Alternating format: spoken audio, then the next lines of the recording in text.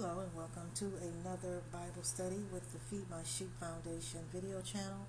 Today we're going to do on this video a revelation regarding restoration.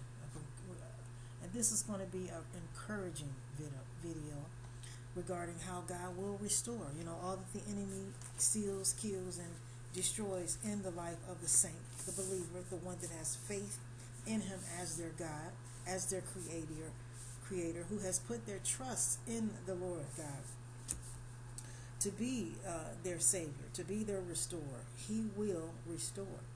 So, and he tells us that all throughout the Word of God. And one of the first books we're going to take a look at where he's telling us that over and over again is in the book of Psalms. But we're going to stay specific with Psalm number 23, where he tells us the Lord, and David is singing this song unto the Lord. And because he has this experience with God and he knows him to be a restorer. Okay, and if you have a relationship with him, you also should know him to be a restorer to you too. And so we're just being reminded and encouraged today to know that God is still a restorer. He still is and always will be one that restores for his kingdom. And he tells us that here in Psalm 23 verse 3. He says, he restores my soul. He's a restorer of the soul. He leads me in paths of righteousness for his name's sake. Okay, so that is one of the many things that he will restore. Okay, and he will also restore joy also. Yes, he restores joy. So let's take a look at that over in Psalm 51. That's Psalm 51.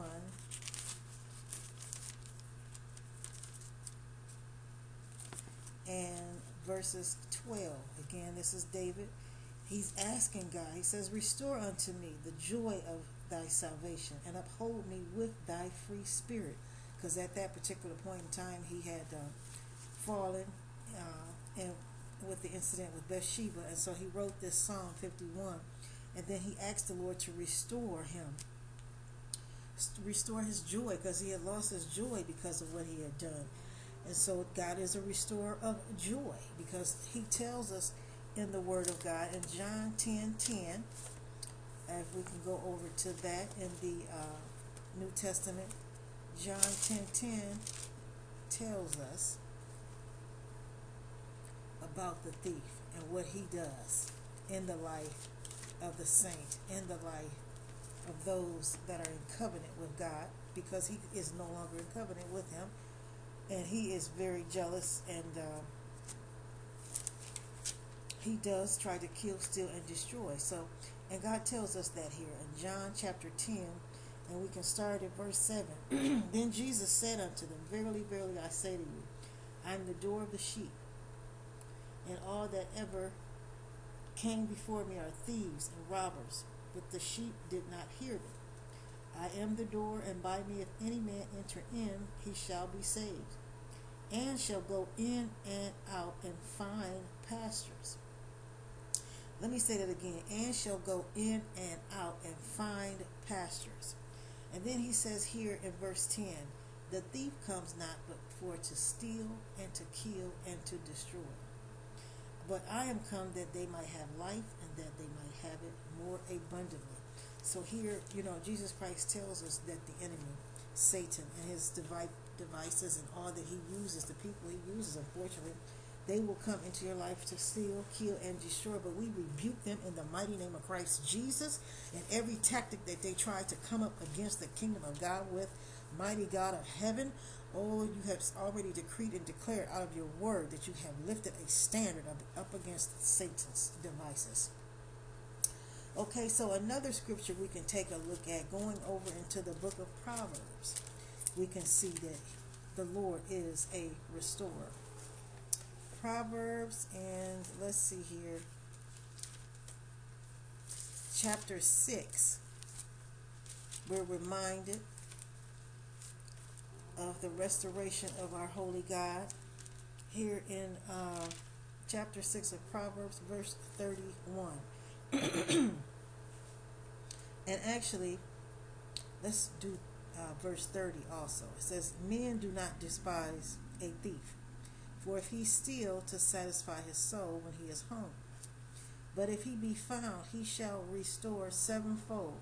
He shall give all the substance of his house. So here we see that God will make the thief give all the substance of his house, and he will give and restore sevenfold. Hallelujah, hallelujah, mighty God of heaven. So even if the enemy comes into your life to steal anything, and it doesn't have to necessarily be material things either, because he can come in and try to steal, just like David was asking the Lord to restore his joy because the enemy has stolen his joy from him. Okay, he can try to steal your peace.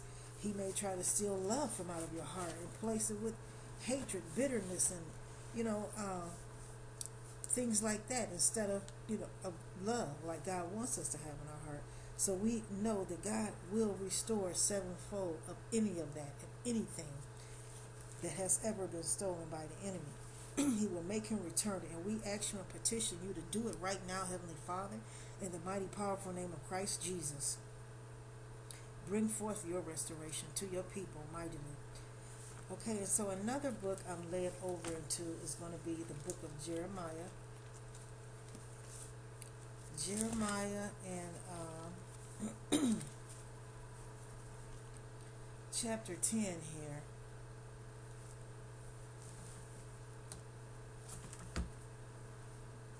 Jeremiah in chapter 10.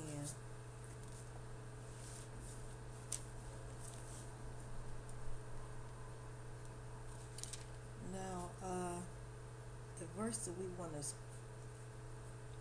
actually take notice of is going to be coming from verse 25, where Jeremiah, he says, pour out thy fury upon the heathen that know you not, and upon the families that call not upon thy name, for they have eaten up Jacob and devoured him and consumed him and have made his habitation desolate. Okay, so here Jeremiah has experienced a desolation where the enemy has came in, because here he tells us that for they have eaten up Jacob and devoured him and consumed him and have made his habitation desolate. So we know that unfortunately that can happen in the kingdom of God, but there is restoration from the heavens for us whenever that does happen in our lives. So he was asking for restoration from all that he had been made desolate of. Maybe it was of housing, maybe that it was of food, and maybe it was of everything that he ever had.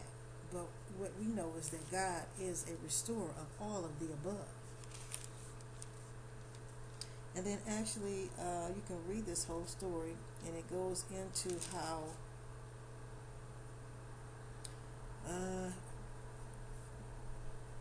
they had Jacob had an experience where he did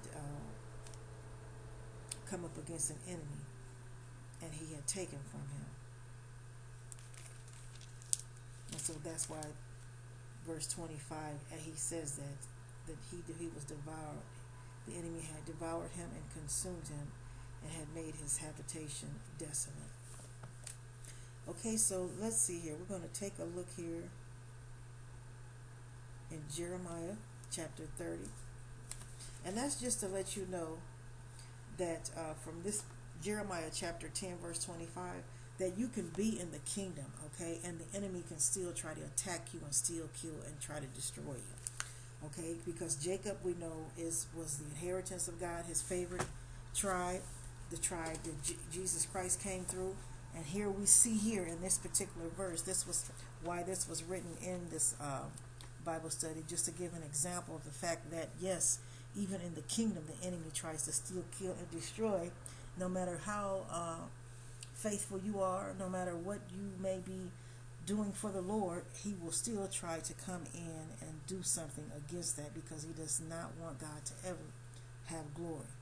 But we will stop that and continue on and give the Lord his glory that he is due.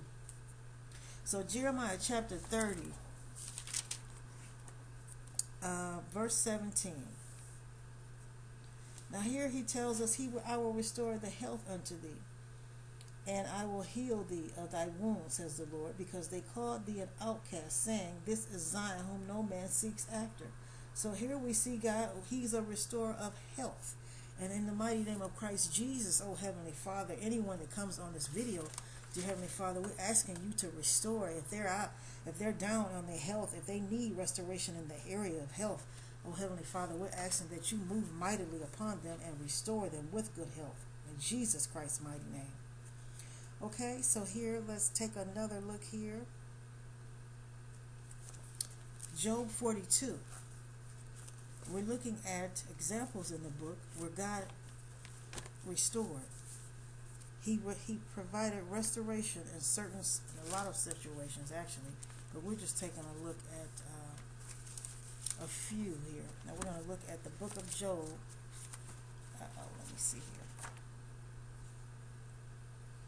The book of Job and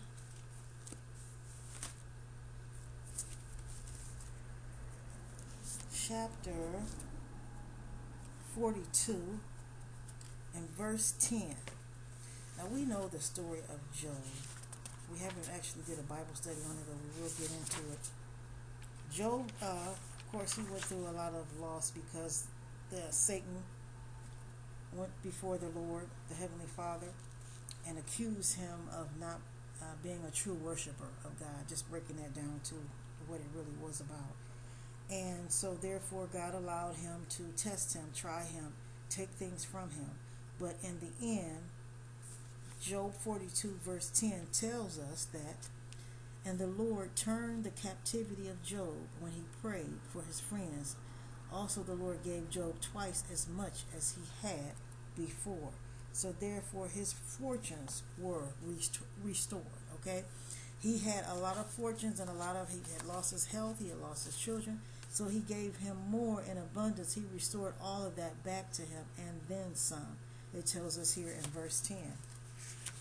So even in instances and circumstances like that, he can also restore. So let's take a look at another book, and that's going to be the book of Joel, the book of Joel.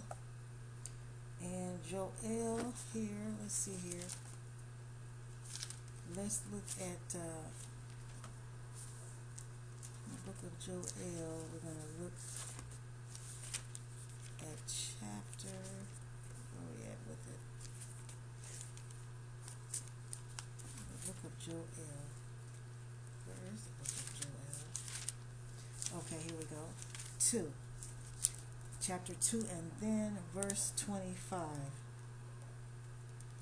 And here we see that, and I will restore to you the years that the locust has eaten, the cankerworm, the caterpillar, and the palmer worm, my great army which I sent among you. So here we see that he will also and can restore to you the years that you have lost, where the enemy has stolen whatever it is he has stolen from you, and whatever he has done to make you to lose some years of your life. Maybe just in sometimes whenever you're sick, or if you are going through something that's very tedious in your life, and it causes you to lose sight of time, lose sight of what's going on, and because of what you are dealing with. And so God is saying right here, he can restore those years right back to you. So he lets us know that here he's a restorer of time, years stolen. Okay, so another instance we can look at is 2 Corinthians. We're going into the New Testament here.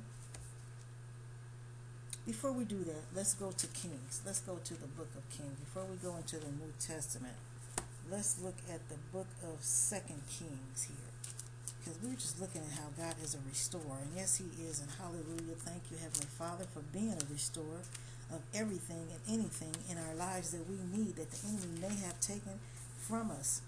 Okay, here in 2 Kings chapter 8 verse 5, and actually let's see,